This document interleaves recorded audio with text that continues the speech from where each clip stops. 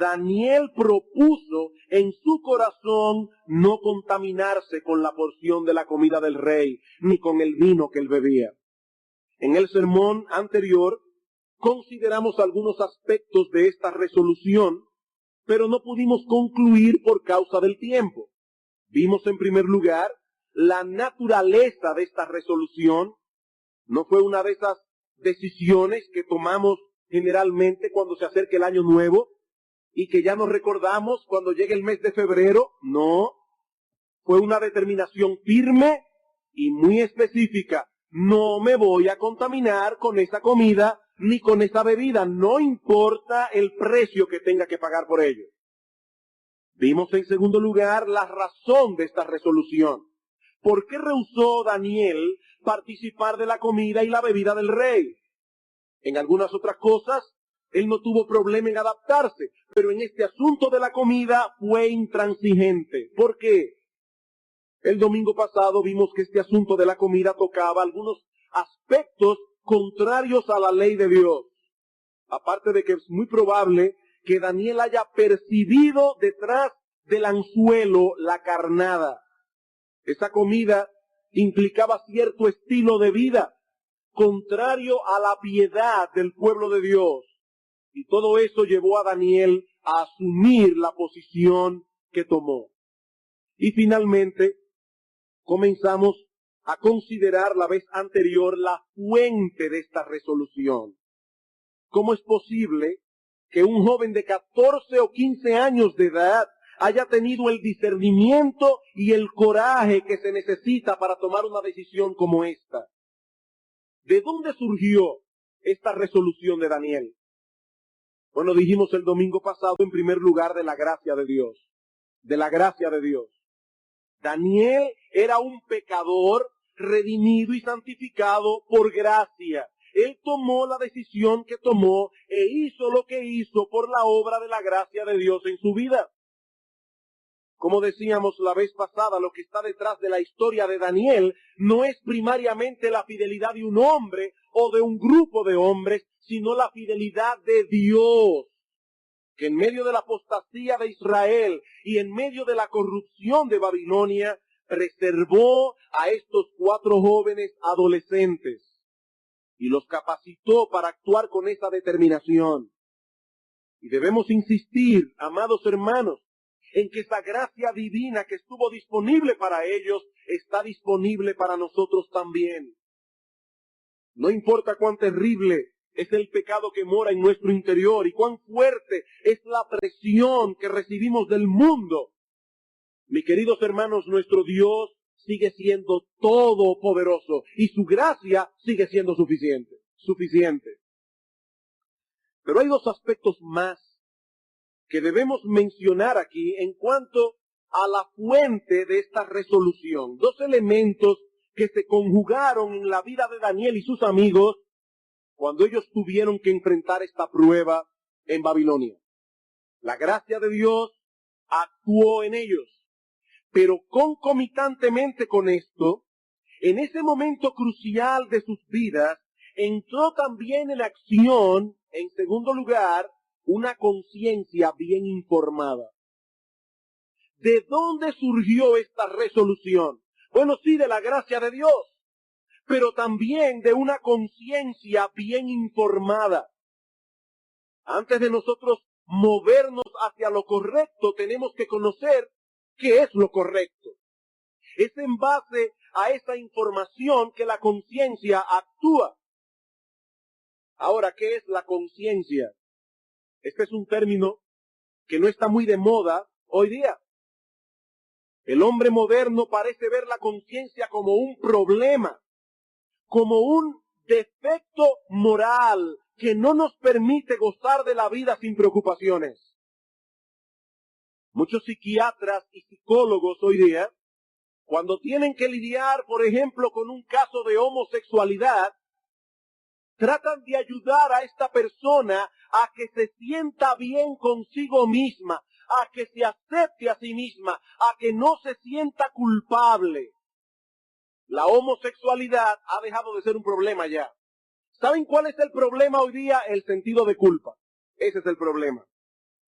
Pero ese sentido de culpabilidad que siente el homosexual inicialmente no es otra cosa que la voz de su conciencia que pasa juicio sobre su inclinación antinatural y le dicta su veredicto: culpable. Eso no está bien, estás pecando contra Dios. ¿Qué es la conciencia?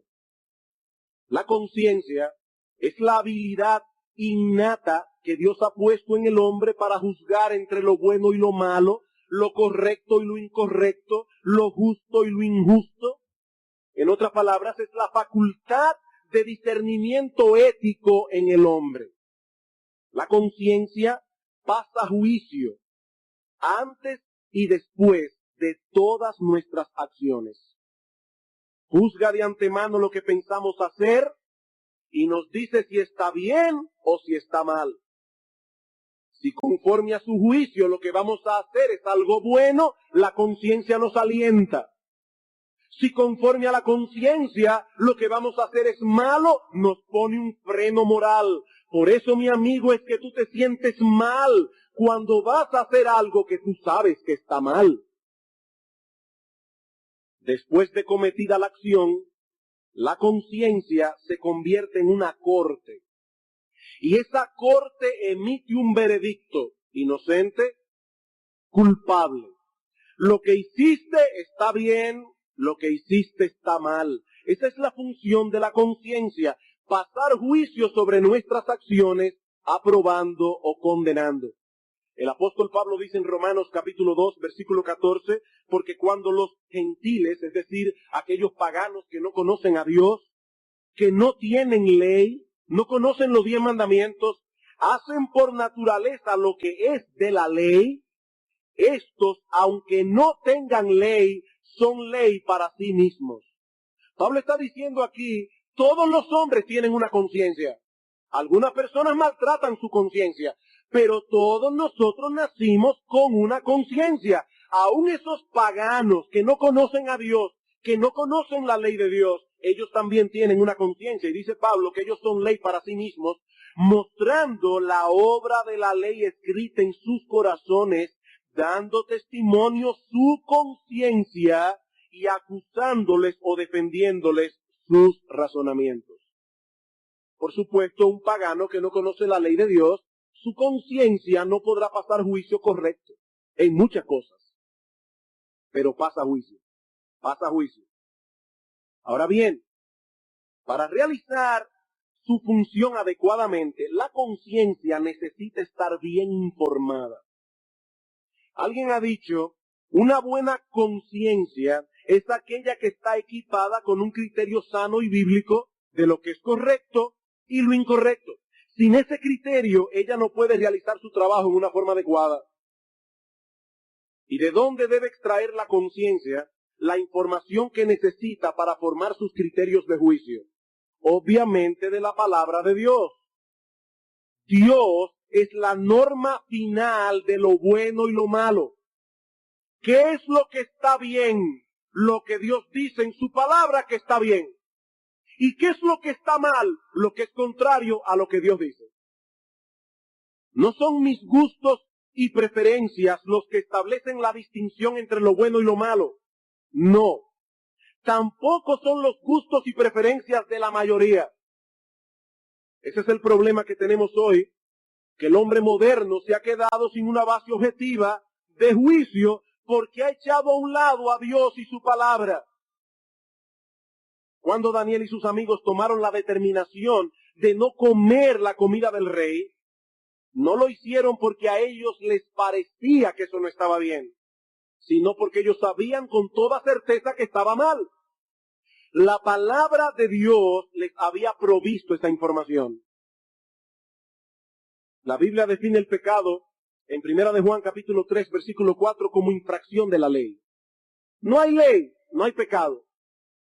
Para yo saber lo que es el pecado, tengo que conocer la ley. Y en Romanos capítulo 3, versículo 20, Pablo dice que el conocimiento del pecado nos viene por la ley. ¿Cómo puedo yo saber lo que está bien y lo que está mal? Por la información que Dios me provee en su revelación.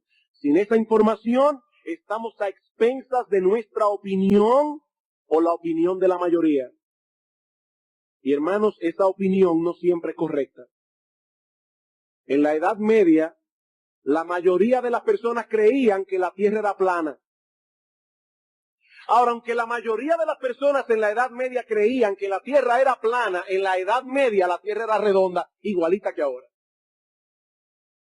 En la Edad Media las personas tenían la perspectiva de Ptolomeo, un pensador griego que pensaba que la tierra era el centro del universo y que todo giraba alrededor de la tierra. Ese es el sistema ptolomaico del universo. Hasta que llegó Copérnico y dijo que no, que realmente todos los planetas giraban alrededor del Sol. La mayoría estaba en contra de Copérnico. De hecho, Galileo Galilei fue llevado a juicio por decir que no era el Sol que giraba alrededor de la Tierra, sino la Tierra alrededor del Sol. La mayoría estaba equivocado. Y ciertamente hoy día, tristemente, hay muchas personas que sacan su criterio de juicio de lo que piensa la mayoría. Pero la mayoría, mi amigo, no siempre tiene la razón. En la época de Daniel, la mayoría pensó que se podía comer de la comida del rey. Solo 4 pensaron que no, y esos 4 tenían razón. Esos 4 tenían razón. Por eso, hermanos, es que es tan importante que adquiramos un amplio conocimiento de la palabra de Dios y que traspasemos ese conocimiento a nuestros hijos. A los 14 o 15 años de edad, Daniel tenía suficiente conocimiento de la Escritura como para discernir lo bueno de lo malo en una situación bastante compleja. Él sabía a qué podía decir que sí y a qué tenía que decir que no. Tenía una conciencia bien informada. Podía establecer con sabiduría y prudencia cuáles eran sus límites. Hasta aquí yo llego sin problema, dijo Daniel. Ahora, de aquí para allá hay que matarme para yo pasar esa línea. Y yo me pregunto, queridos hermanos, ¿tienen nuestros hijos esa clase de discernimiento? ¿Les estamos transmitiendo el conocimiento que necesitan para desarrollar una conciencia bien educada? ¿Estamos desarrollando nosotros mismos esta clase de conciencia? Yo me temo que algunos cristianos solo pueden discernir lo malo cuando éste se presenta con toda su crudeza. Y continuamente les oímos decir, pero yo no le veo nada malo. Son el tipo de creyentes que de haber estado en Babilonia no hubiesen participado en las fiestas orgiásticas que seguramente se celebraban en el palacio de Nabucodonosor, pero si hubiesen comido la comida del rey sin problema. Y seguramente hubiesen criticado a Daniel y a sus amigos como demasiado quisquillosos. Hermanos, debemos educar nuestra conciencia con la palabra de Dios y debemos traspasar esa información a nuestros hijos.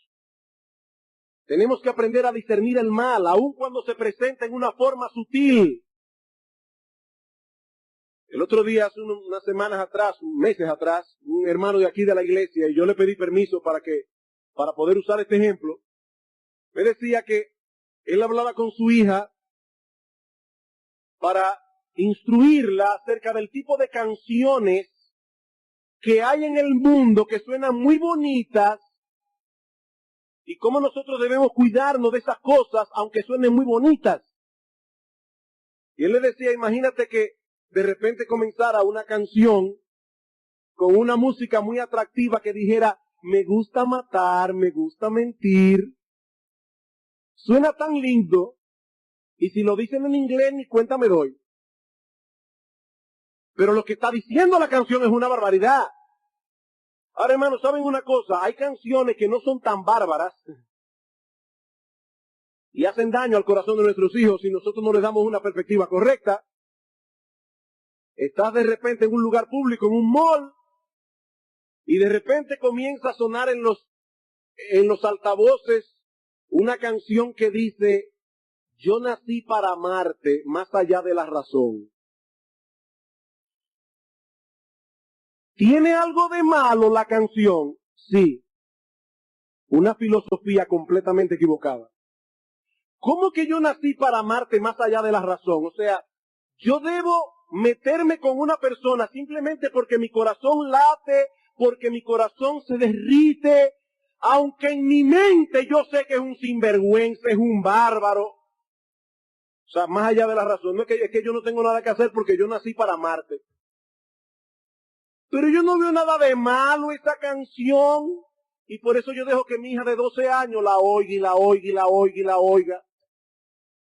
Entonces después, cuando la hija se mete con un individuo con el que no se debe meter, entonces está la mamá vuelta loca y sin idea, pero es que tú la criaste para eso. Tú dejaste que ella adquiriera esa forma de pensar. Tú se lo permitiste. Aparte de que poner a una niña de 12 o 13 años a oír y oír y oír, oír canciones románticas, lo que hace es empujarla a un romanticismo temprano que no le va a hacer ningún bien. Pero hay padres que son tan simples que no pueden ver eso. Simples. Y esa simpleza va a destruir el alma y el corazón de sus hijos. Hermanos, nosotros tenemos que aprender a discernir el mal, aun cuando no se presenta en una forma tan abierta, aun cuando no se presenta en una forma tan franca. Daniel y sus amigos pudieron discernir claramente dónde estaba el problema, porque ellos tenían una conciencia bien informada. Y cuando se enfrentaron con esta prueba en Babilonia, ellos sabían lo que tenían que hacer y lo hicieron. Pero hay un elemento más que debemos mencionar aquí en cuanto a la fuente de donde surgió esta resolución piadosa y que está estrechamente relacionado con el punto anterior.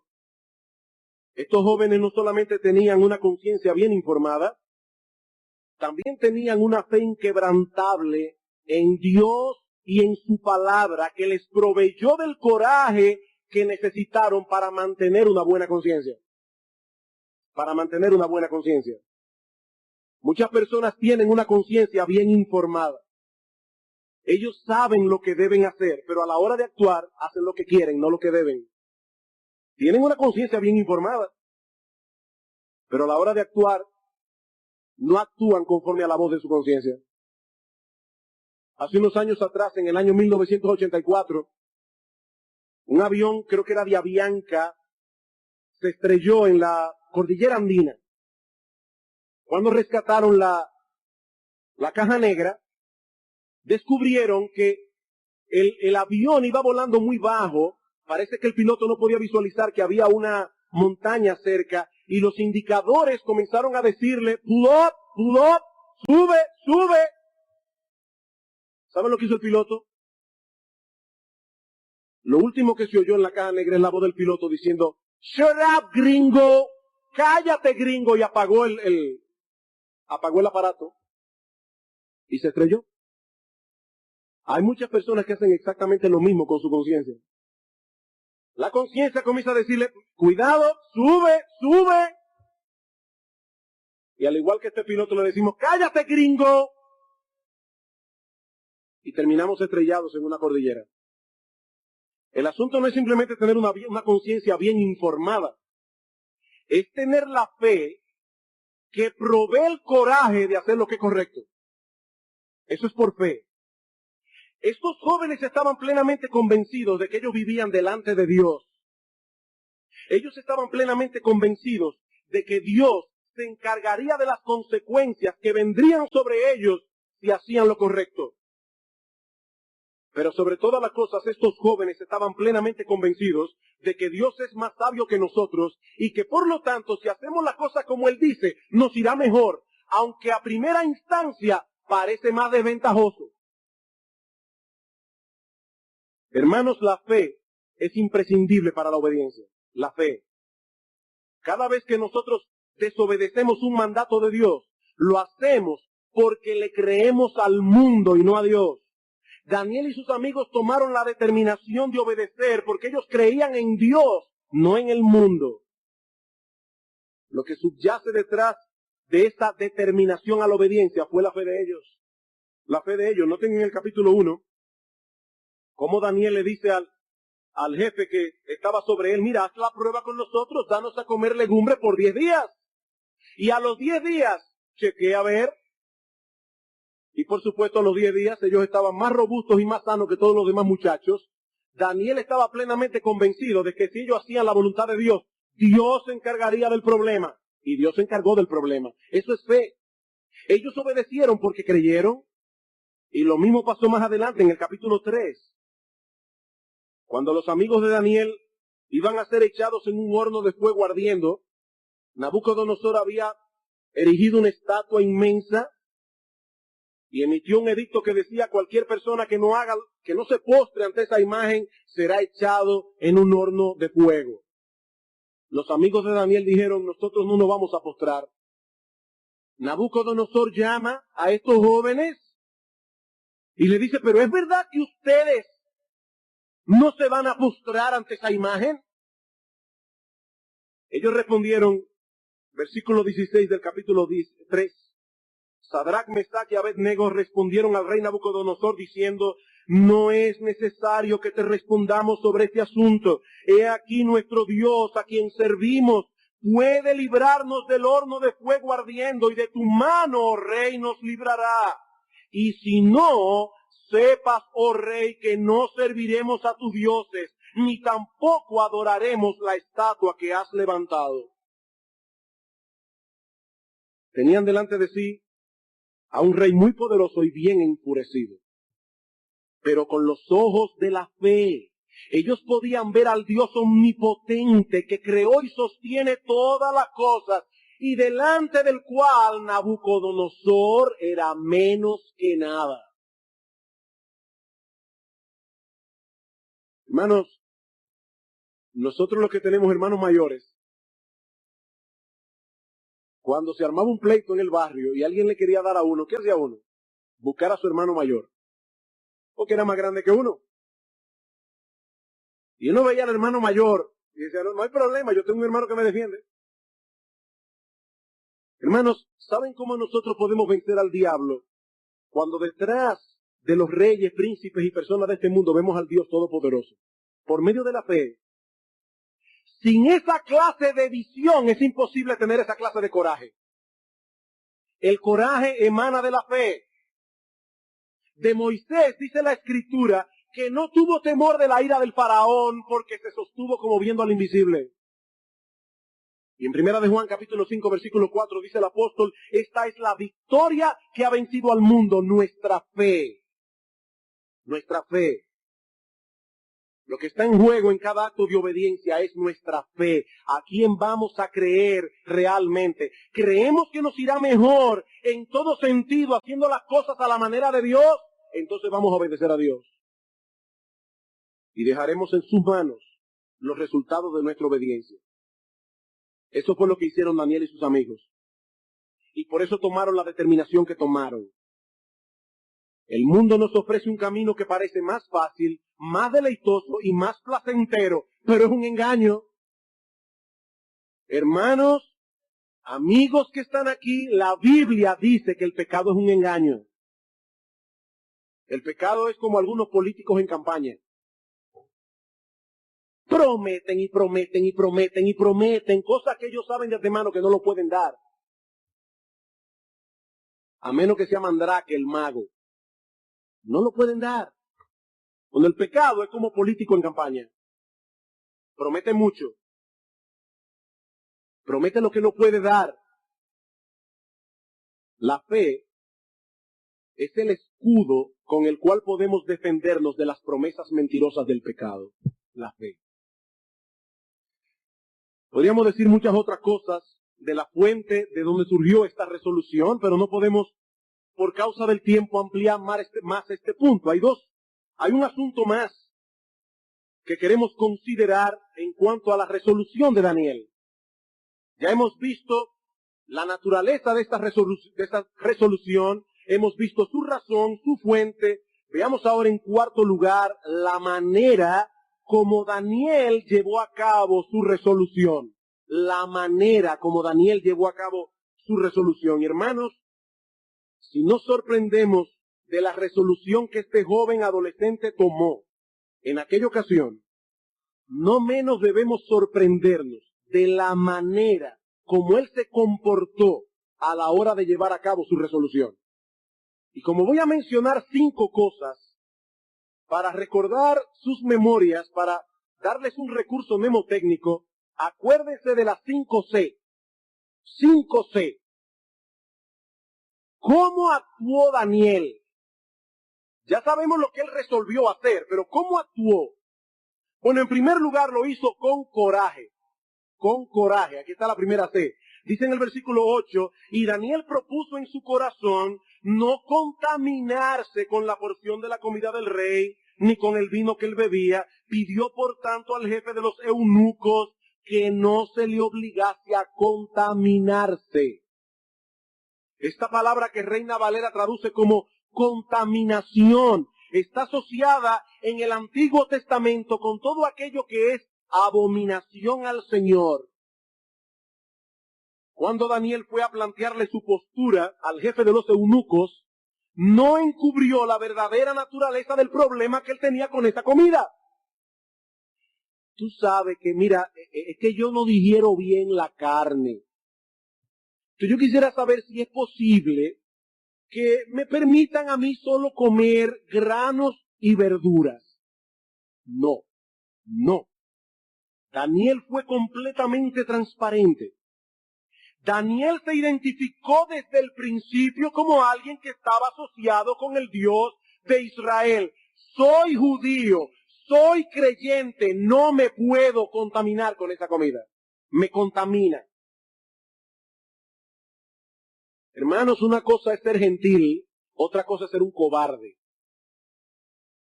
Nosotros hemos oído muchas veces el refrán que dice, lo cortés no quita lo valiente. Una cosa es ser gentil, otra cosa es ser un cobarde. Este joven adolescente no tuvo reparo en identificarse tan pronto como llegó a Babilonia. Yo soy judío.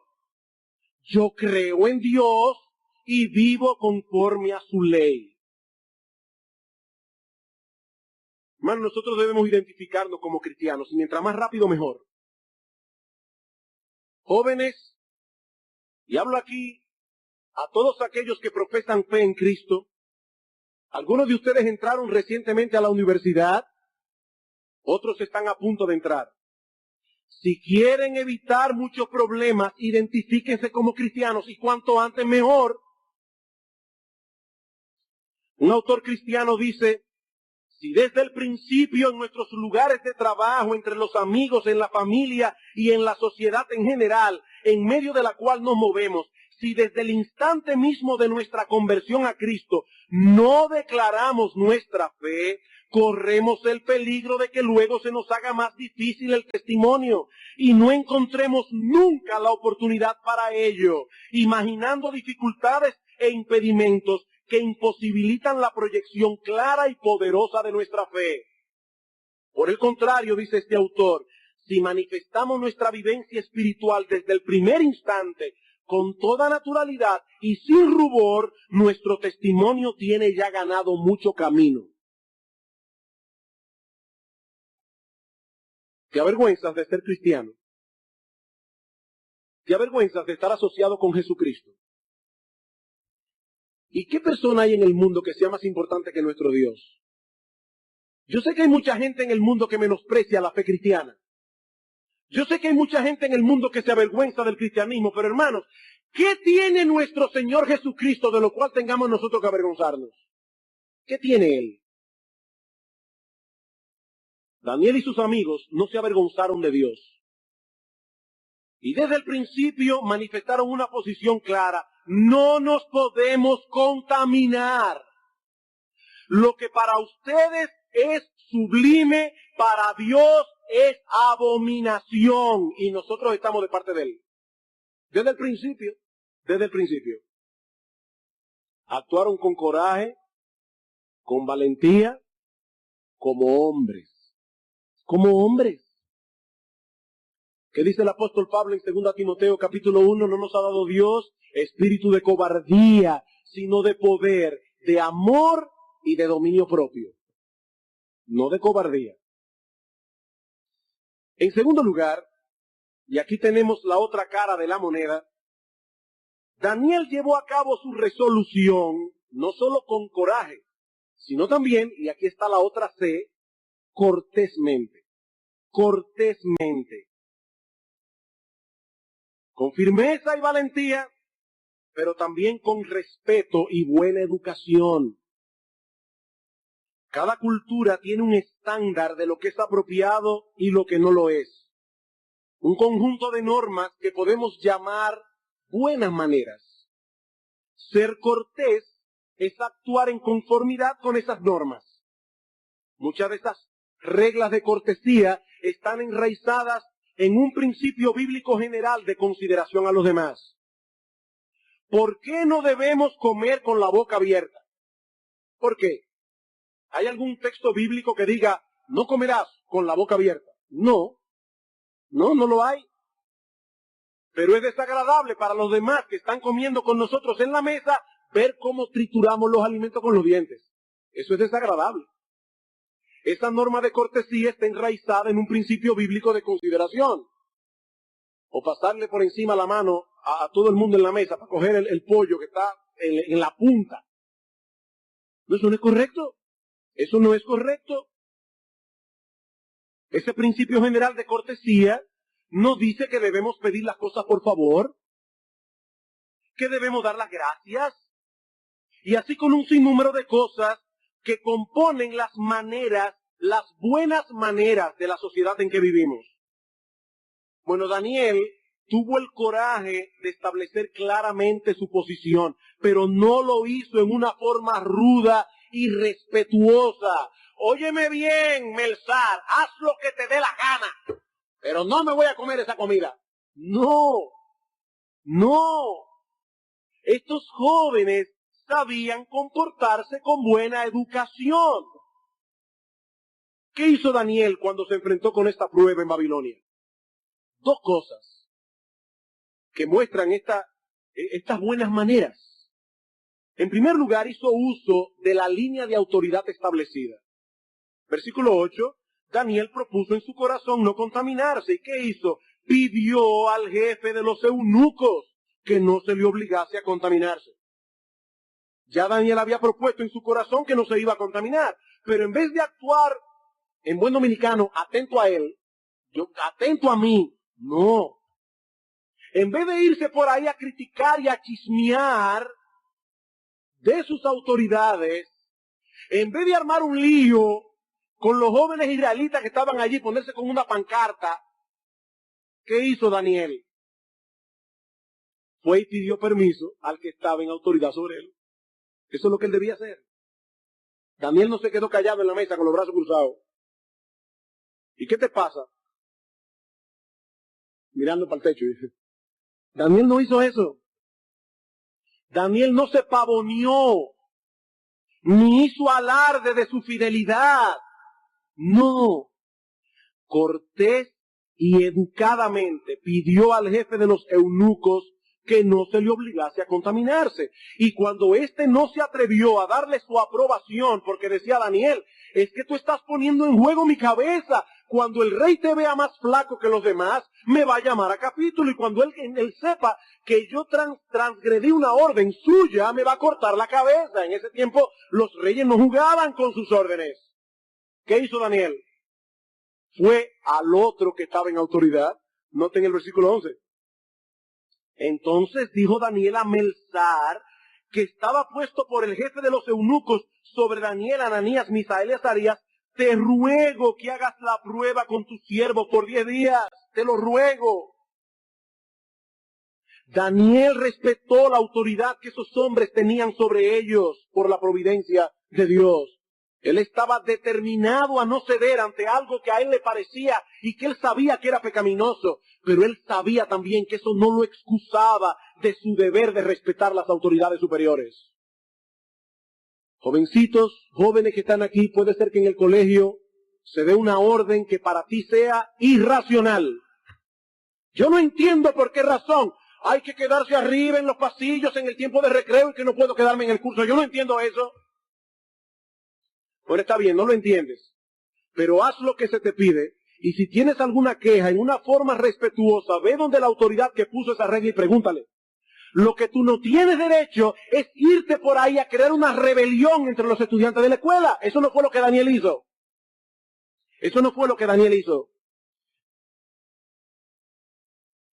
Daniel respetó la autoridad de sus hombres. Dice el apóstol Pablo en Romanos capítulo 13, versículos 1 y 2, sométase toda persona a las autoridades superiores, porque no hay autoridad sino de parte de Dios, y las que hay por Dios han sido establecidas, de modo que quien se opone a la autoridad, a lo establecido por Dios resiste.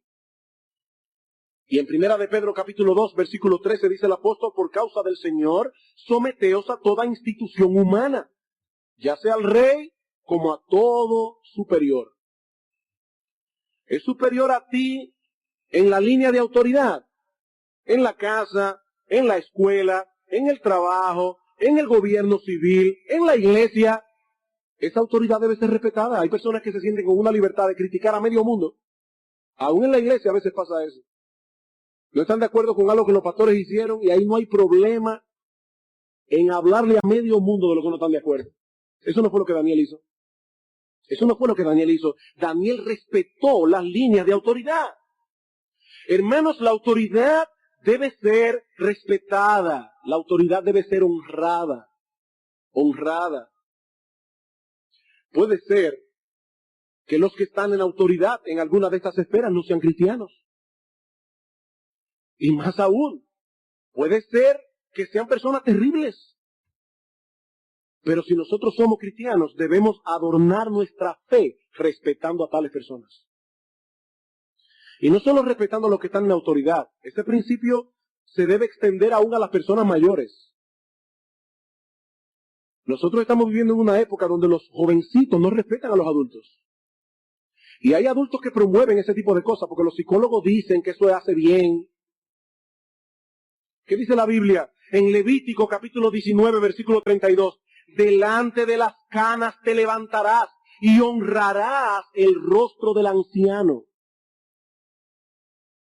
Debemos enseñar a nuestros hijos a honrar a los mayores, a los adultos en general. No es correcto que un jovencito le pase a uno por al lado sin saludar siquiera. Esa forma ruda de comportarse no es conforme a la piedad, no lo es.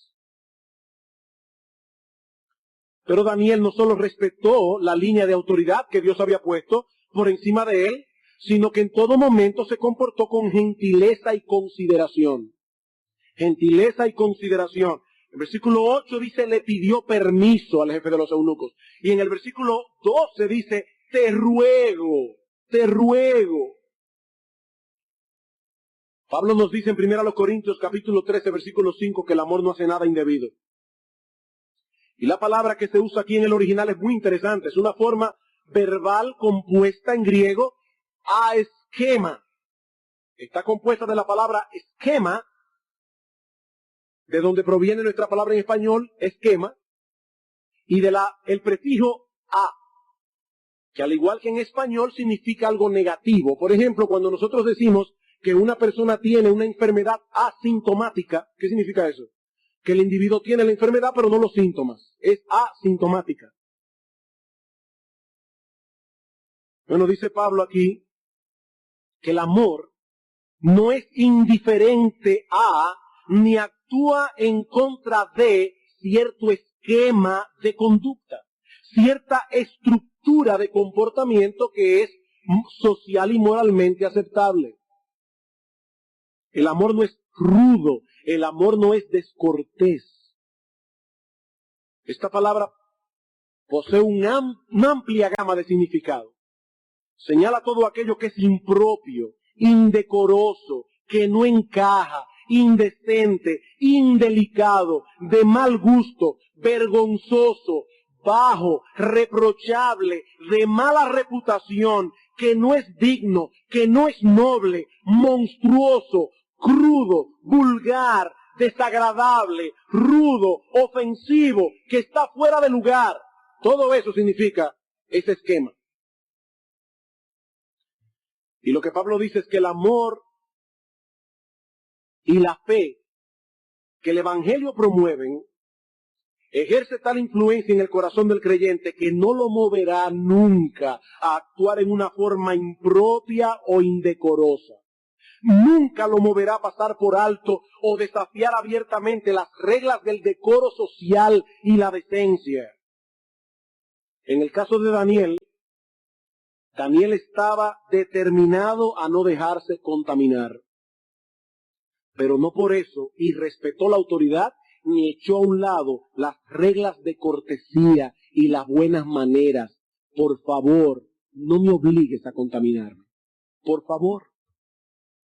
Gentilmente, educadamente.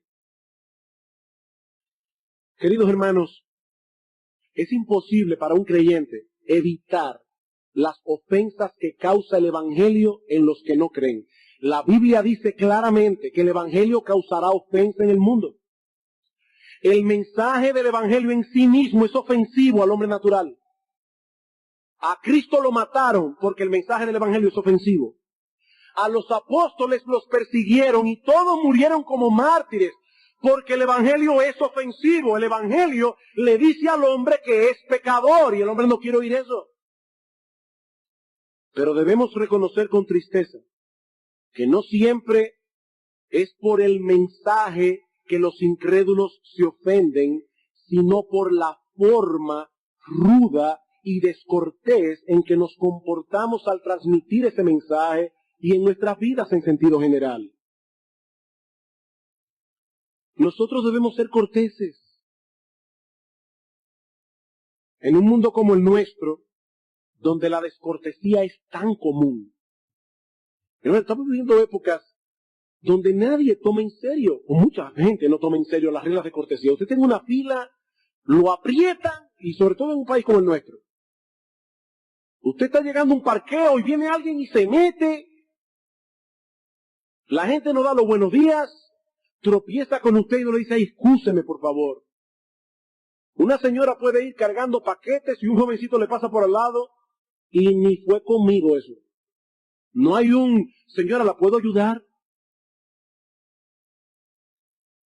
Pero en un mundo como el nuestro, donde la descortesía es tan común, nosotros los cristianos tenemos que hacer la diferencia. Nosotros los cristianos tenemos que hacer la diferencia. Hermanos, el cristianismo dignifica al hombre y nos lleva a actuar con dignidad. Daniel y sus amigos en Babilonia dieron ese ejemplo.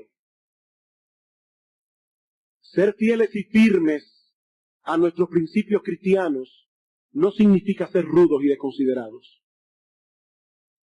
Algunas situaciones extraordinarias pueden requerir de nosotros una firmeza extraordinaria, como cuando Cristo sacó a los mercaderes del templo con un azote de cuerdas. Pero el Señor no vivía con el azote en la mano. Él estaba defendiendo en ese momento el honor de Dios, pero Cristo era gentil, tan gentil que dice la Biblia que los niños no tenían problemas en acercarse a Él. Se sentían a gusto con el Señor Jesucristo. Pablo nos dice en Filipenses capítulo 4, versículo 5, que vuestra gentileza sea conocida de todos los hombres. Si hay algo por lo que nosotros debemos ser reconocidos es por ser gentiles. Es impropio de un cristiano ser rudo y desconsiderado. En tercer lugar, Daniel no solo fue valiente y cortés, sino también, tercera C, constructivo. Constructivo.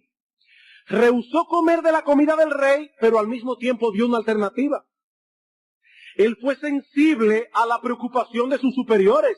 Dice en el versículo 10 que el jefe de los eunucos le dice, Daniel, yo temo a mi señor el rey, que señaló vuestra ración, y cuando vea vuestros rostros más pálidos que los de los muchachos que son semejantes a vosotros, condenaréis para con el rey mi cabeza. Bueno, mi amigo, ese no es mi problema. Yo no vine a discutir contigo lo que vas a hacer tú con respecto a ese asunto. Yo simplemente te estoy diciendo que que está aquí, Daniel, no se va a contaminar. No. Daniel no actuó así. Daniel no actuó así. Él reconoció que el temor que ese hombre tenía no era infundado. Nabucodonosor podía cortarle la cabeza. Era una situación bien delicada para ese pobre hombre, que no era más que un subalterno. Yo recuerdo cuando ahora fuimos a Cuba y llevamos una impresora para los hermanos allá y la persona que estaba allí me dijo, bueno, esa impresora, ¿usted la piensa dejar aquí? ¿Qué le digo? Le dije, bueno, para serte honesto, sí. Sí, realmente. Bueno, pues tiene que pagar impuestos. Óyeme, ¿y no habrá alguna manera en que, mira, esto es para unas personas? No. Hay que pagar $200 de impuestos. ¿Qué le voy a decir? Mira, yo simplemente te pregunto si tú puedes hacer algo por mí, pero yo entiendo que tú estás obedeciendo órdenes. Él es un subalterno, él está haciendo simplemente lo que le mandaron a hacer. ¿Voy yo ahora a acabar con el pobre hombre que está haciendo su deber? Mira, haz algo por mí si puedes. No pudo. Pero yo no puedo acabarlo porque está haciendo su deber, porque está cumpliendo con lo que le mandaron a hacer. Daniel entendió que la preocupación de ese hombre era real. ¿Qué hizo? Le dio una alternativa. Mira, vamos a hacer una prueba. Dame 10 días de la comida que yo te pido. Y mira a ver qué pasó. En estos días escuchaba una prédica del pastor Stu Johnston y él decía algo muy cierto. Nosotros los cristianos no podemos ser reconocidos únicamente por las cosas que no hacemos. Hay cristianos que se reconocen por todo lo que no hacen. ¿Pero qué es lo que hacen? ¿Qué es lo que hace? Los cristianos no pueden ser reconocidos únicamente por lo que no hacen. Hay muchas cosas que nosotros los cristianos no hacemos porque violan nuestras conciencias. Es verdad. Pero no podemos ser reconocidos únicamente por la lista de cosas que no hacemos. Los creyentes debemos ser constructivos. Si bien es cierto que no podemos enredarnos en todas las cosas que el mundo hace, hay muchas otras cosas que sí podemos hacer y algunas de ellas podemos presentarlas como alternativas de aquellas cosas que no podemos hacer. Por ejemplo, los cristianos no deben guardar el día del Señor. Los cristianos deben guardar el día del Señor. Eso es un deber. A menos que sea un asunto de necesidad, no estamos supuestos a trabajar ese día. Pero nosotros podemos trabajar el sábado. O podemos trabajar horas extras para cubrir el horario que se me pide. No debemos mentir para ganar el favor de un cliente. Pero nosotros podemos ir una milla más para ganar como quiera su favor y tal vez resolver la dificultad que ha ocurrido con este cliente. No podemos mentir en la oficina, como decía el pastor Eduardo. Pero cuando el jefe nos dice, dile que yo no estoy aquí, que salí de diligencia. Tú puedes decirle, mire, yo no puedo decir eso, pero si usted quiere, yo puedo decirle a él que en este momento usted no está en la disposición de tomar el teléfono, que lo va a llamar más tarde. Búsquele una alternativa. Yo no puedo hacer esto, pero hay aquí algo que yo sí puedo hacer. Ser constructivo. En cuarto lugar, Daniel fue constante. La cuarta C. Lo hizo con coraje, cortésmente, fue constructivo, fue constante, persistente. Cuando el jefe de los eunucos no pudo resolver el problema, ¿qué hizo Daniel? Bueno, ni modo. ¿A comerme la comida del rey? No. Él no se rindió. Buscó a la otra persona que estaba en autoridad. Él no se rindió. Llevó el caso a otra instancia. Él había tomado la determinación de no ceder en este asunto y mantuvo esa resolución hasta el fin de sus días. Fue constante, fue persistente. Así que Daniel llevó a cabo su resolución cortésmente, fue constructivo, fue constante. También podemos decir en quinto y último lugar, y aquí está nuestra quinta C, fue contagioso. Contagioso. Todos los niños saben aquí lo que es el contagio. Un amiguito tiene gripe, le tosió encima y lo contagió. Le pegó la enfermedad. Bueno, en el versículo 8, nosotros vemos que se habla de Daniel como tomando la resolución. Pero ya en el versículo 12 se habla de Daniel y sus amigos en la misma posición. ¿Qué pasó allí? Bueno, es muy probable que Daniel haya ejercido una influencia santificadora en la vida de estos jóvenes. Daniel los contagió. Viendo su ejemplo y su determinación, ellos decidieron alinearse con el Dios de Israel. Hermanos, no menospreciemos el efecto que podemos causar en otros que están a nuestro alrededor y que observan nuestra conducta, tal vez sin saberlo, sin darnos cuenta. En un momento dado podemos ser usados como instrumentos para fortalecer a alguien que está dubitativo, o para dar dirección a alguien que está confundido. Daniel en su fidelidad fue un ejemplo para este pequeño grupo de jóvenes en Babilonia. Ahora, obviamente, estos 3 jóvenes fueron lo suficientemente sensatos como para estar cerca de Daniel y recibir el ejemplo, y no con todos los demás que los hubieran podido influenciar para mal. Nuestros amigos ejercen una influencia sobre nosotros. Proverbios capítulo 1, versículo 10. Proverbios capítulo 1, versículo 10. Salomón está hablando aquí a su hijo y dice: hijo mío, si los pecadores te quisieren engañar, no consientas. Versículo 15, hijo mío, no andes en camino con ellos, aparta tu pie de sus veredas. Salomón sabía que esos amigos de su hijo podían influenciarle para mal. Proverbios capítulo 4, versículo 14, no entres por la vereda de los impíos, no vayas por el camino de los malos. Capítulo 13, versículo 20, el que anda con sabios, sabio será, mas el que se junta con necios será quebrantado. Y noten que allí Salomón no lo está dando como una mera posibilidad. Te junta con necios, serás quebrantado, seguro. Proverbios capítulo 23, versículo 17. No tenga tu corazón envidia de los pecadores, antes persevera en el temor de Jehová todo el tiempo. Capítulo 24, versículo 1. Vamos a ver versículo 20 del capítulo 23. Versículo 20 del capítulo 23. No estés con los bebedores de vino, ni con los comedores de carne, porque el bebedor y el comilón empobrecerán, y el sueño hará vestir vestidos rotos. Capítulo 24, versículo 1, no tengas envidia de los hombres malos, y oigan bien, jóvenes, ni desees estar con ellos. A veces los malos fascinan, los rebeldes, los insensatos, los necios, ejercen una fascinación. Y dice aquí Salomón a su hijo, no desees estar con ellos, no los envidies, que son vidas miserables y desgraciadas. Y si no se ve ahora, créeme, tarde o temprano, la desgracia y la miseria del necio se verá. Y los amigos van a ser arrastrados con él. Algunos jóvenes cometen el error de pensar que son lo suficientemente maduros y definidos como para no dejar que esas cosas los afecten. Y lo que es aún peor, hay padres que piensan como ellos.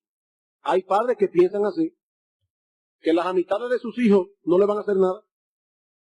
No erréis, las malas conversaciones corrompen las buenas costumbres, aún las que ya tienen, aquellas que con tanto trabajo tú has tratado de inculcar en la vida de ese muchacho, las malas compañías lo corromperán. Y Pablo dice, no erréis, no se engañen, no sean de lo que piensan. No, eso a mí no me afecta. No te afecta. Hermanos, existe en todos nosotros un principio de asociación que difícilmente podemos evitar.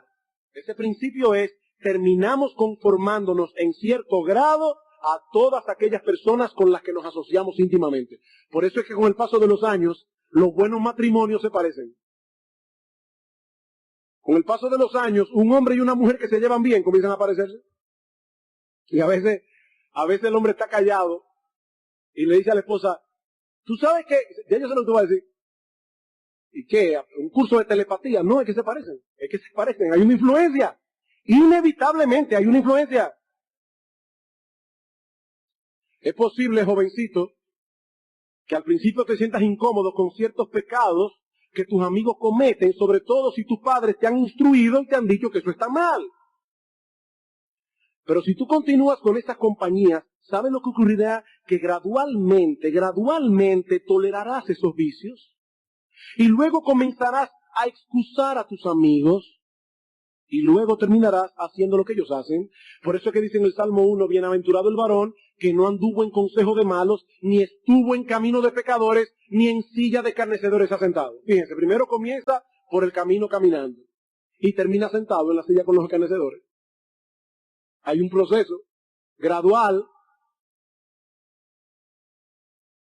pero qué bueno que así como existen necios y escarnecedores en el mundo que ejercen una mala influencia en los demás, así también están los Danieles y las Danielas,